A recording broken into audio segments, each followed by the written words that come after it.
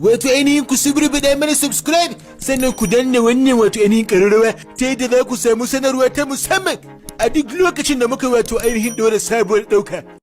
Assalamu alaikum warahmatullahi jama'a, barkanmu da warhaka, barkanmu da sake jamewa a cikin wannan lokaci. Ina muku fatan alkhairi. To kamar da kuke gani dai, yau ma na ƙara kawo muku wani shahararren fim wanda na tabbata da yawan cikin ku kun daɗe kuna jiran fitowar wannan fim ɗin mai suna Shika, wanda algaita suka fassara shi zuwa harshen Hausa. Kuma na san za ku yi matuƙar jin daɗin wannan fim ɗin idan kuka biyo mu har ƙarshen wannan bidiyon domin in nuna muku yadda za ku kalli wannan fim ɗin ko kuma ku sauke shi a wayoyinku na hannu. To amma kafin mu fara, ku daure ku yi subscribing wannan channel ɗin, sannan ku danna alamar ƙararrawa domin samun sababbin shirye-shiryenmu a kan lokaci. Sannan ku daure ku danna like domin yana ƙara mana ƙarfin gwiwa kawo muku sababbin shirye-shirye da zarar sun fito. To da farko dai abin da mutum zai fara shi ne zai zo ya buɗe description ɗin wannan bidiyon kamar yadda kuke gani haka.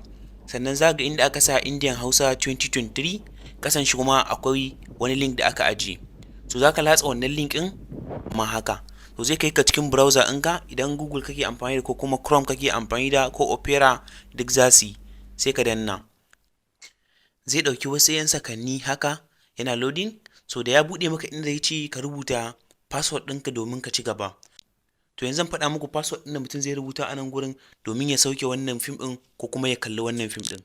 To farko za ka danna domin ka buɗe keyboard ɗinka, sai ka mai da keyboard ɗinka zuwa nambobi.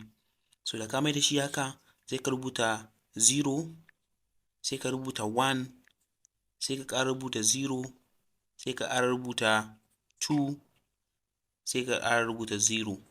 So da ka rubuta wayannan nambobin guda 5, wanda za ka yi na gaba shine za ka zo ka danna OK.